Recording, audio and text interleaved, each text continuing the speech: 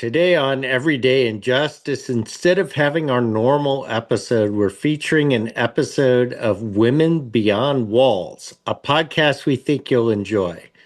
Women Behind Walls takes you beyond tired prison stereotypes to listen to real life stories from women who have lived through incarceration, as well as those reimagining what justice could look like. Today's episode is a particularly moving story about the harsh condition Pamela Winn, who was pregnant at the time of her incarceration, had to endure in prison, and how she's now working to change laws so no other women have to face the same.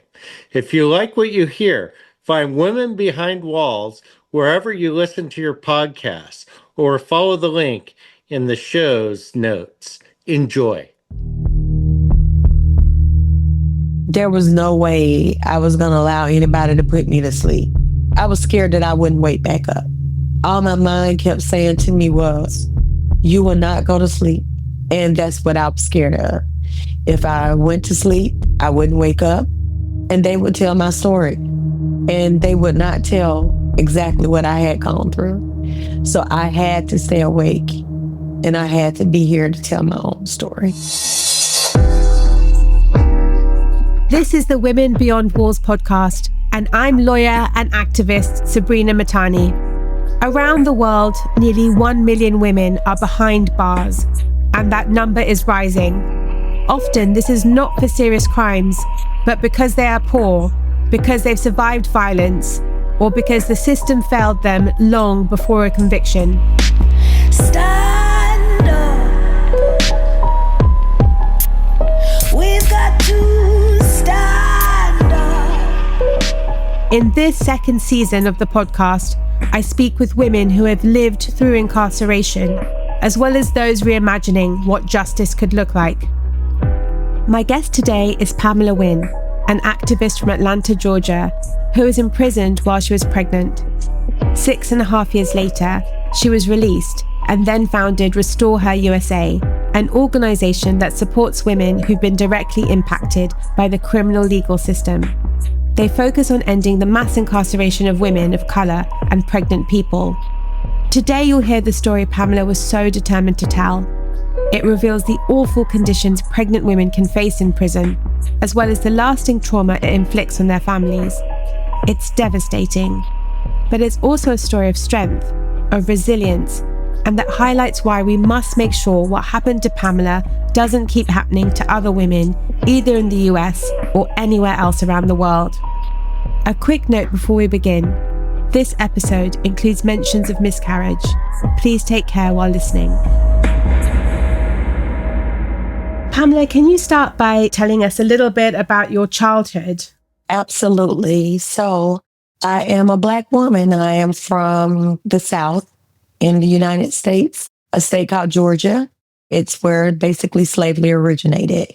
So I come from a family that's what's considered the typical Black Southern family, meaning that my family was uneducated and low income. My great-grandfather basically was a sharecropper. My family endured all of the advents of slavery. And so that's where I come from. So I would say that my upbringing had a lot to do with who I am today and how I was shaped and formed. Because as a child, I recognized that my family was uneducated and we didn't, have as much as others. And so in that also, my mother was formerly incarcerated. She had been incarcerated a number of times during my childhood. So due to that, I also had a brother that's 4 years younger than myself that I was kind of responsible for. So I considered myself an adult child because I had more responsibilities than your average child. So there was always a sense of maturity about me. And so I kind of grew up with an inspiration to change the generational dynamics of my family. And in doing that, I am a first generation high school graduate, college graduate, homeowner, business owner. I basically just created a checklist for myself of the things that I felt were essential and necessary to uproot my family and work to accomplish those things. Determined to build a better life, Pamela earned her degree and became an OB/GYN nurse and practiced for over a decade. She also ran her own business in perinatal care. But in 2008, everything changed when she was arrested and indicted on 20 counts of healthcare and bank fraud. So, in starting my business, I didn't have that guidance, and I pretty much started everything myself on my own, just reading and figuring things out as I went along. And in doing that, I made some bad decisions that I wasn't aware that they were actually bad for me. They were a resolution to the issues that I was facing. And that's what landed me a 78-month federal sentence. The hard part for me was because I knew that growing up with my mother, that was something also on my checklist that, I wasn't trying to duplicate. So my incarceration came like much later in my life. I was in my mid-30s when it happened. So to end up incarcerated was like a very, very, very strong blow for me, especially when it wasn't from any type of intentional criminal behavior per se, just my ignorance and pretty much not knowing what I was doing because I didn't have proper structure. I think that's such an important point that you make. I feel that incarceration is so vilified, but I always say, there's the difference between me being in prison or not is often just chance or luck or just exactly that ability, that very small sliver of being able to make a good decision or a bad one, or just sometimes just really bad circumstances. And so actually it's not much that really separates us. And I think it's really important to hear stories like your own as well, to realize that, you were a nurse trying to live the best life she could. And exactly any one of us can end up in prison at any time. You entered prison when you were pregnant. Yes. How was your experience being a pregnant woman in prison? Was this taken into account? Were you given any kind of, medical treatment or support given that you were pregnant? So when I was arrested, I did not know that I was pregnant. And during the medical questionnaire part, they asked me what was my last menstrual cycle. And I said, I don't know. They said to me that they would need to give me a urine pregnancy test, which they did. And that test was positive. And that's how I found out that I was pregnant. And I just remember sitting there and my mind just going so many different directions. At the time, I had been dating someone for 3 years. So it was a very involved relationship. Of course, we had been discussing building a future together. It was a loving relationship. It was a relationship that I was very happy in. So there was a part of me that was extremely happy and excited, that we had created a life. At the same time, looking at where I was in my surroundings, there was a big, huge feeling of sadness because I was sitting here and not with him when I received this information. And then I guess the biggest feeling I felt was a big feeling of fear and uncertainty because, again, I had just been arrested. I had not been convicted yet. I didn't know how long I was going to be there or what was going to happen and what the final outcome was going to be. So that led me to thinking, what am I going to do? Do I want to keep my baby? Do I not want to keep my baby? Am I going to be here a short time and I can deal with this when I get home? Should I discuss it with my partner? Just so many things, running in my mind at the time. And I just tried to center myself and calm myself by saying to myself, I don't have to know everything right now in this moment. Just take a deep breath, take it all in, and just process a piece at a time. And so that's what I work to do. Once I knew that I was pregnant, I had been going out on a regular basis back and forth to court. And when they would transport me, they would always shackle me. And so this time when they were taking me out, I said to the officer, you do know that I'm pregnant. They gave me a test and it was positive. So, but child. And his response back to me was, it did not matter that they shackled everyone. It was their protocol and they had to be compliant with their contract. So I would still be shackled. And shackling for me looked like them wrapping a chain double wrapped around my belly. And this made it difficult for me to move, to walk. One particular day when I was being taken out to court, the ankle cuffs were put on kind of snug, and cuffs are designed to tighten with movement. So with each step that I was taking, the pain that I was feeling in my ankles was extreme. It was horrible. And I could literally, on my right ankle, feel like the skin break where the cuffs were cutting into my leg. And I asked the officer if they could loosen them up because they were so tight. And he told me no. By the time that I made it to the van, I'm taking very, very short steps, trying to move as little as possible. And when I got to the van, as I tried to step up, the pain was so excruciating. And I didn't make a full step and I fell. When I fell, it was like a tree falling because I wasn't able to brace myself. I just remember lying there like in a daze.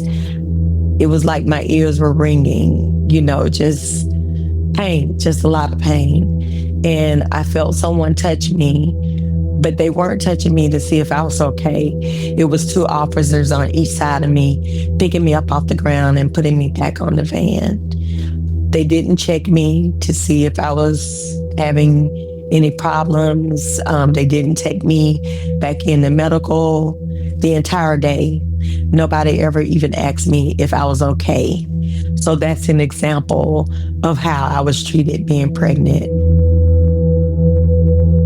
Sadly, shackling and restraint during pregnancy is not just an issue in the US. It has been documented in countries such as Japan and the UK, even where there are policies against this in line with international standards. Due to lack of data, we don't have an accurate picture of its use in prisons worldwide. As far as meals, I ate what everyone else ate.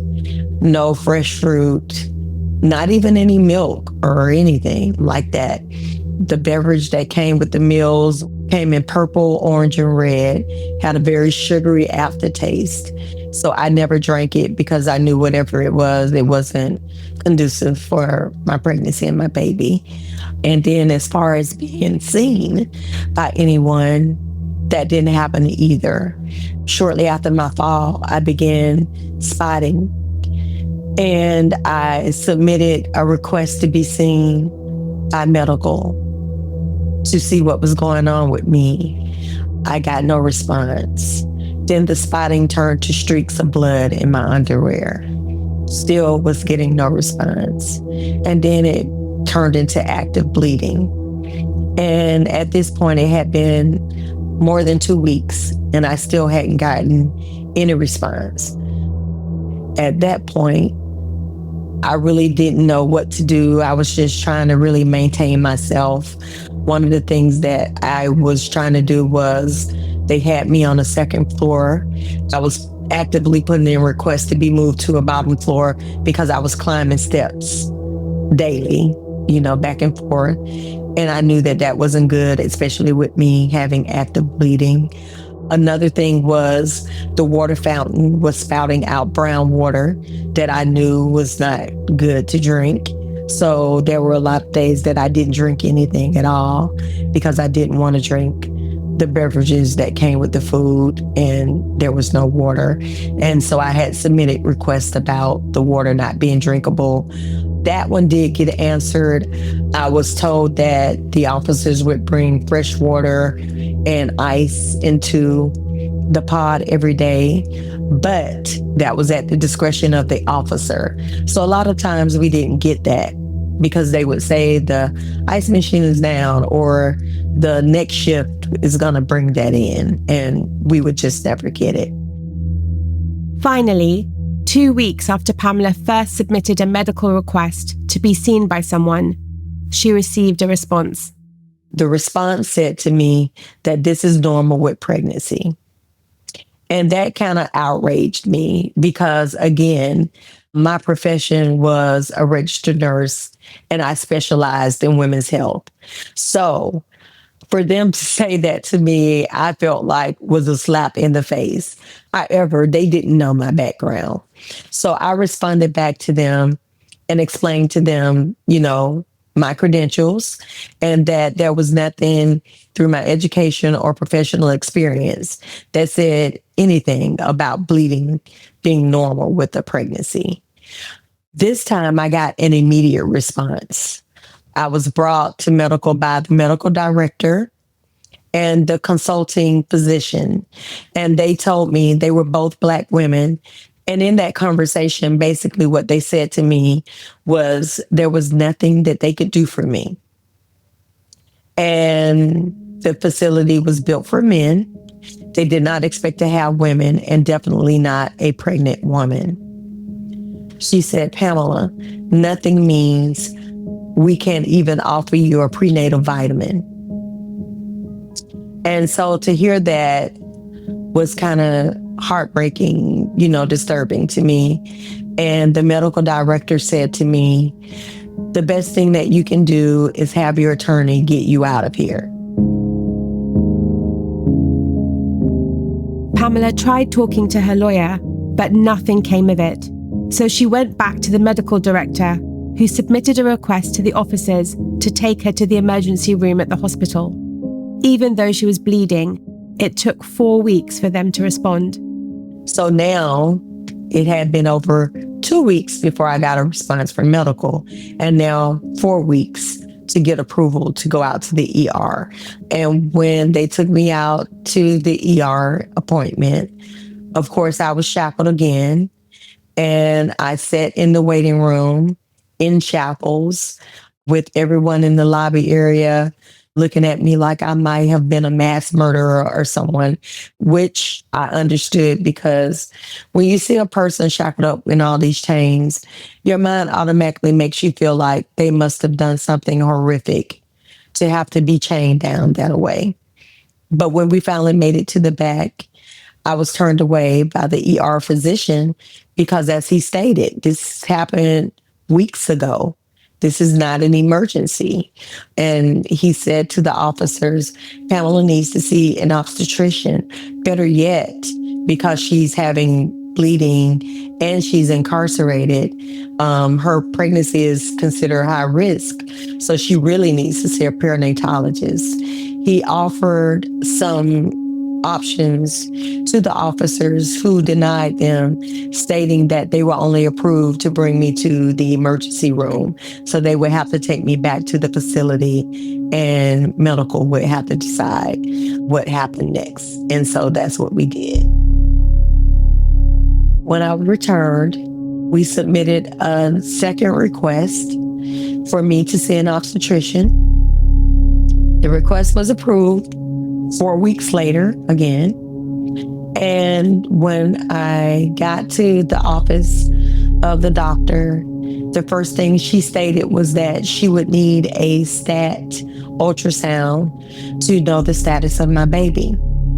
However, she did not have an ultrasound machine in her office, but her office was located on the hospital grounds. So she asked the officers if we could walk across the parking lot to the hospital so she could administer the ultrasound. And she was told no, that the approval was only for me to come to her office. I could not go anywhere else. So they would have to take me back and we would have to submit another request, which we did, and it was approved. By the time Pamela's request was approved, it had been over 3 months of bleeding without an ultrasound.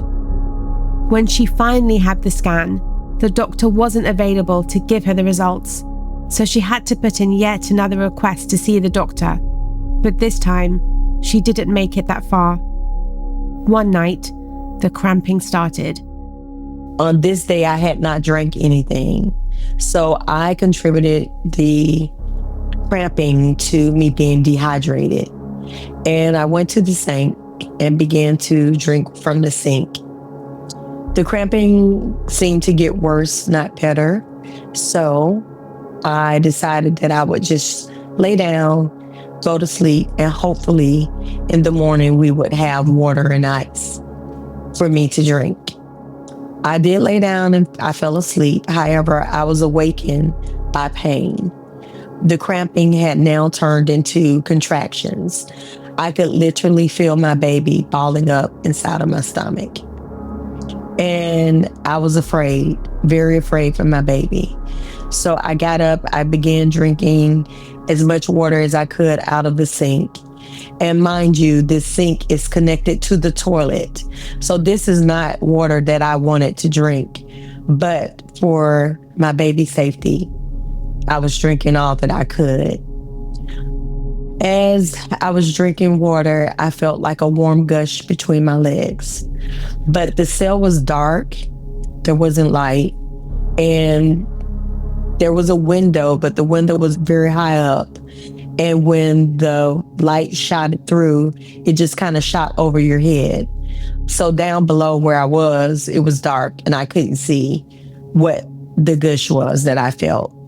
So my professional experience told me to lie down, squeeze my legs together, and just remain in that position until someone came around to help. And that's what I did. I was crying because I was afraid and, and hurting. And there was a woman in the room with me. I woke her up with my crying, and she asked me what was going on. And I explained to her that there was something wrong, with my baby. And I remember her getting off the top bunk and going to the door, the cell door, and screaming through the crack of the door to all the other women, "There's something wrong with Pam. There's something wrong with her baby. We need help." And I could hear all the women banging and screaming, trying to get anybody's attention to come help me. It seemed like that went on forever before anyone ever came.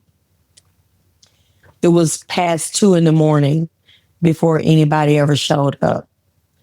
And when they opened the door, the gush that I felt between my legs was blood. And there was blood everywhere in the cell. Of course, now I was really afraid, really afraid. Not only for my baby now, but also for myself because I was hemorrhaging. The officers were asking me if I could walk down the stairs. I remember getting so angry when they asked me that because, like I told you earlier, I had been asking and sending requests to be moved to the bottom floor, and they just ignored me. And now when I'm having these problems, they want me to walk downstairs. I remember cursing a lot and refusing to walk anywhere. They got a stretcher up the stairs and got me on it and got me down. And once they got me down, then I had to listen to the medical staff and the officers debating about what to do with me. They didn't know. The officers were saying they felt like they should call the marshals. The medical staff was saying they should call 911. And they were just going back and forth with the best thing to do. Finally, I got to medical. The nurse that was taking care of me called the contracting physician. And she was explaining to her that I was bleeding, my blood pressure was going down, and describing that I was in pain. But she wasn't doing it like it was an urgent situation. she was speaking in a very lackadaisical tone, like, this is what's going on. And now I was in a room where I could see a clock, and I had been timing the contractions and how long they were lasting. And I just began screaming out loud, I'm having full blown contractions. They're coming every 2 minutes. They're lasting a minute. I need to get out of here. I need 911. And the physician heard me over the phone. She instructed the nurse that I also was a nurse and that she should do whatever I asked. And I was like, please just call 911 and get me out of here. And she did that. When I got to the hospital, I was met by the officers. They immediately shackled me by my wrist and my ankle to the bed. That's how I endured the remainder of my miscarriage. Also with 2 officers, male officers, in my room that were standing between my legs. The nurse asked them if they could leave out to give me privacy. They refused, saying that they could not.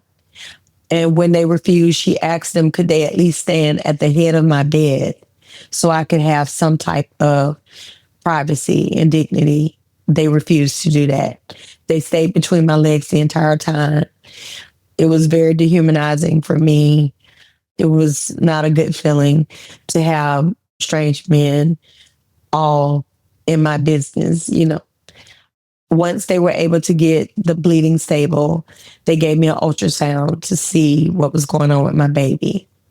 I remember the nurse saying to me, Pamela, your baby's not here. You've passed your baby. And she immediately came over to the bed and started looking through my linen, looking for my baby. And my baby wasn't there. So she asked me, where's the linen that you came with? Your baby has to be there. We got to check the baby to make sure that the baby's intact and all the parts are there. So we know if we need to do a DNC, basically a cleaning and scraping of a woman's uterus to make sure that it's clean and that no parts are left inside that can set up for infection or cause any further medical complications. I said to her, I don't know. And then the officer said, oh, yeah, we got it. It's in the trash. We threw it in the trash. And to hear that my baby had been thrown in the trash, as many times as I've told this story, I still don't have the correct words, or I still can't describe how it felt to hear that my child, a part of me, a life that I had created, a life period, had just been discarded as trash. Just even thinking about it is so hurtful. So hurtful. And then to add insult to injury, the tone of the officer, it was very nonchalant. Like he actually believed that my baby was trash. And I remember the nurse being very upset and saying to them, how could you throw the baby in the trash? How could you do that? And her apologizing to me. And at that point, telling me that they wanted to do the DNC. But I refused it. I refused the DNC because I was afraid to be put to sleep. I told her that if they could do it with me awake, that was the only way that I would consent to it. But I would not be put to sleep because I was scared to be put to sleep. First of all, I was all alone. My family didn't know where I was because it's a breach of security for anyone to know when you leave the prison. So being alone with my family not knowing where I was, and with all that had happened to me up to this point, there was no way I was going to allow anybody to put me to sleep. I was scared that I wouldn't wake back up. All my mind kept saying to me was, you will not go to sleep. You will be here to tell your own story. These people will not tell your story. And that's what I was scared of. If I went to sleep, I wouldn't wake up, and they would tell my story. And they would not tell exactly what I had gone through. So I had to stay awake, and I had to be here to tell my own story. And after the miscarriage was over and I refused to consent, they took me back to the facility and then placed me in solitary confinement. And they termed it as medical observation to watch me in case I had problems. I didn't understand that. And the reason that I didn't is because they had already told me that there was nothing they could do for me. And not only had they told me, they had showed me through their actions and through what had happened to me that there was nothing that they could do for me. So why have me here in a room alone with nothing but the thoughts of what had just happened to me to replay over and over and over in my head? And I remained in solitary confinement for 8 months, which was the time that it took for me to continue to go to court and be sentenced and be placed in a federal facility. As if the trauma of losing her baby and the stresses of solitary confinement weren't enough, Pamela also worried about her sons back home. She's not alone in that pain. Around 2.7 million children in the US have a parent behind bars. That's 1 in every 27 children.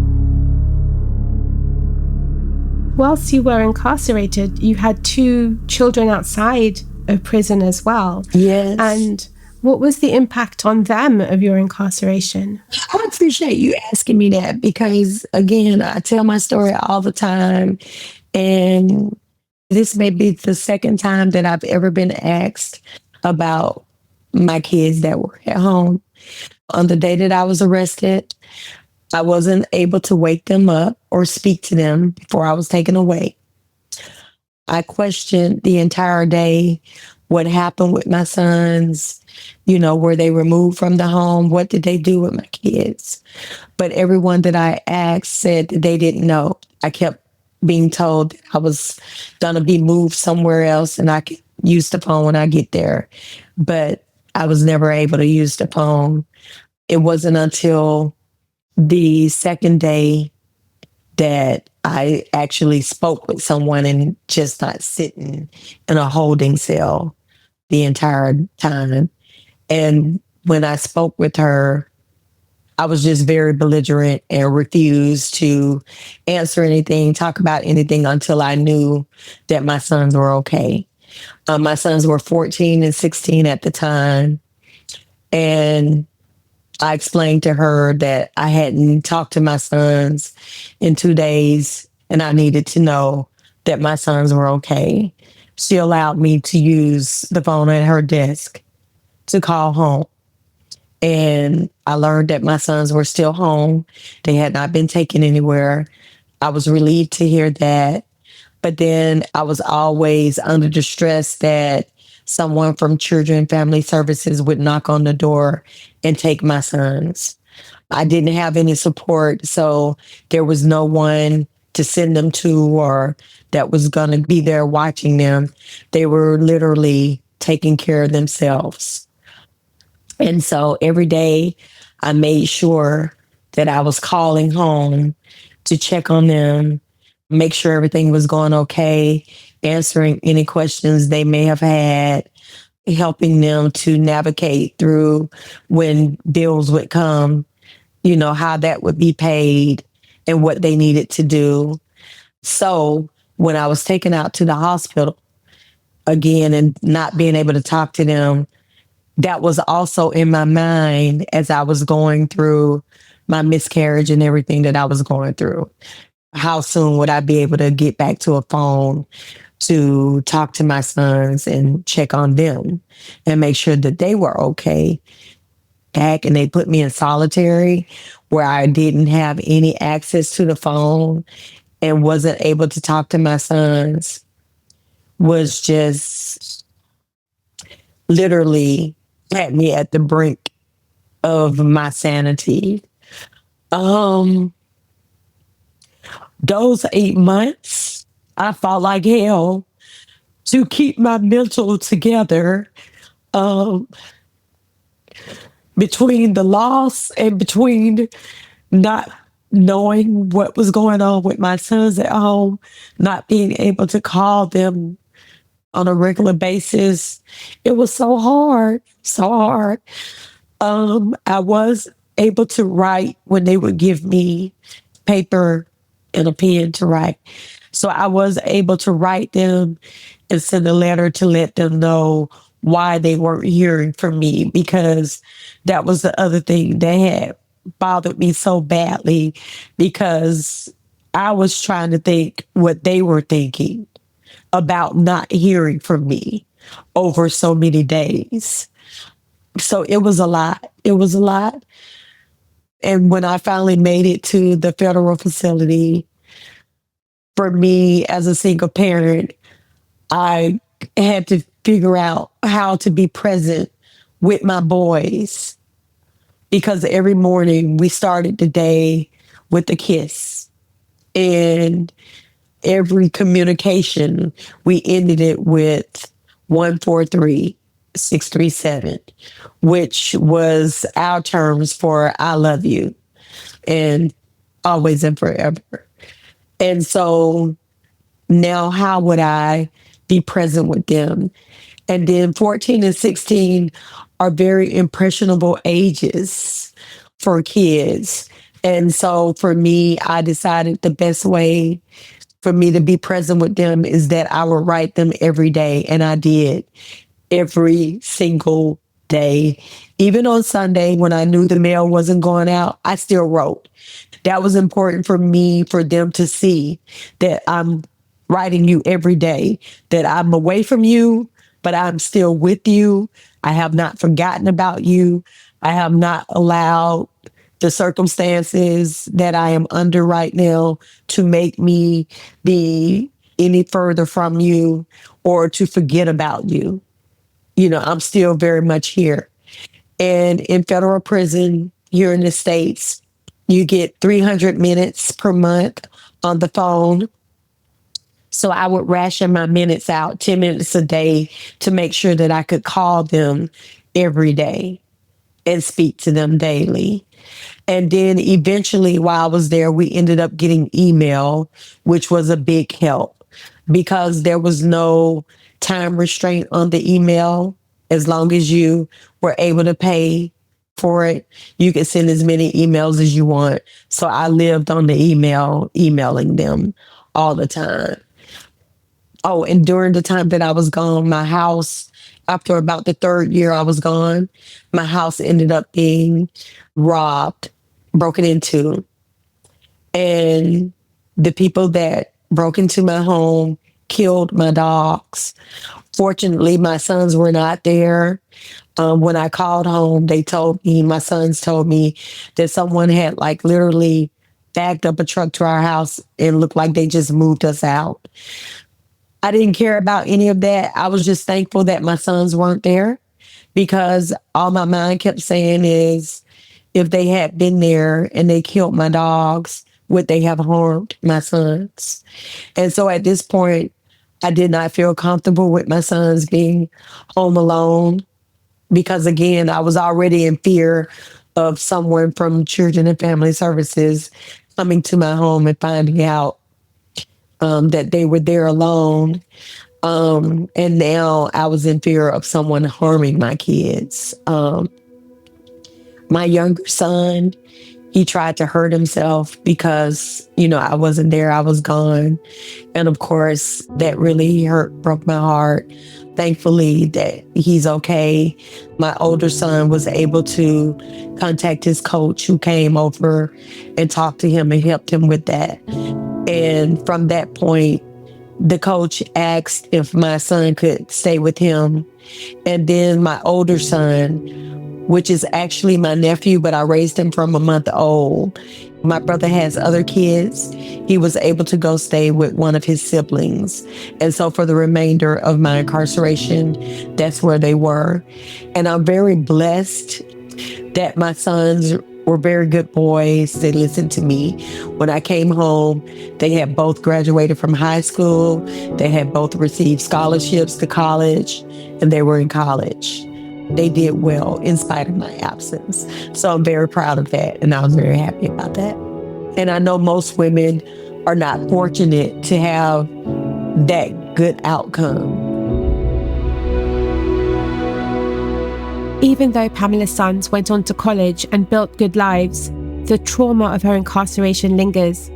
Her younger son, now 32, doesn't like to deal with bills because they take him back to the days when she was gone, and he had to act like an adult just to keep the lights on.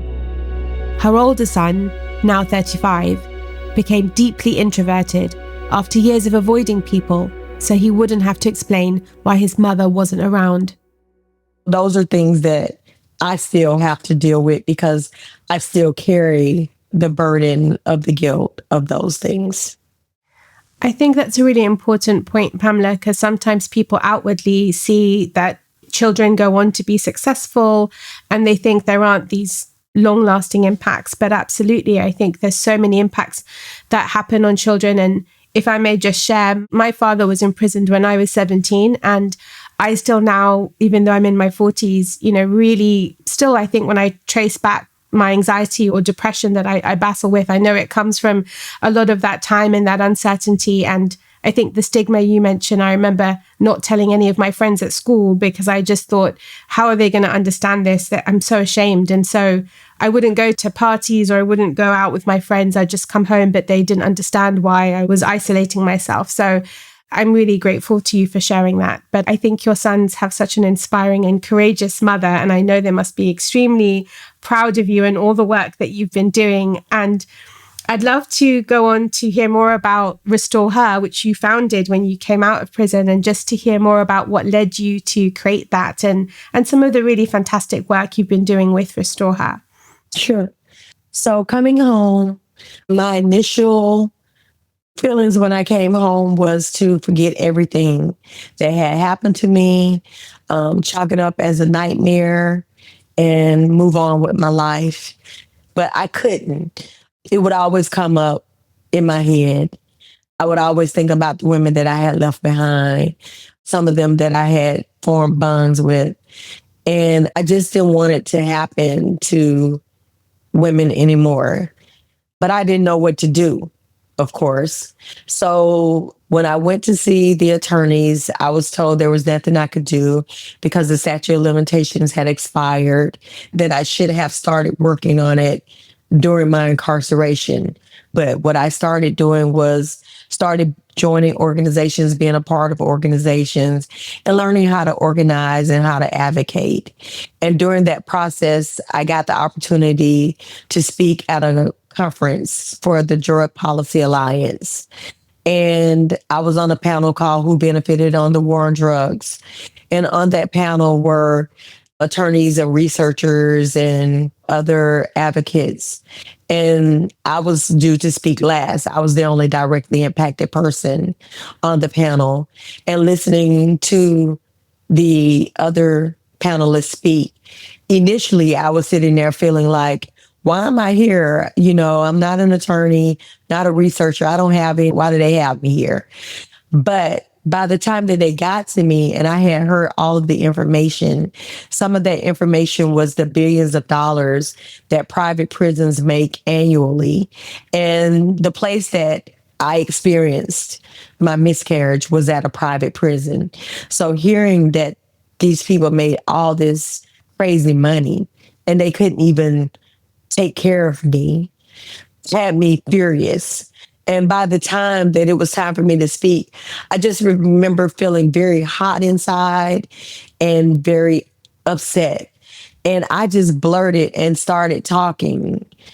And when I got done, I got a standing ovation and people lining up to talk to me.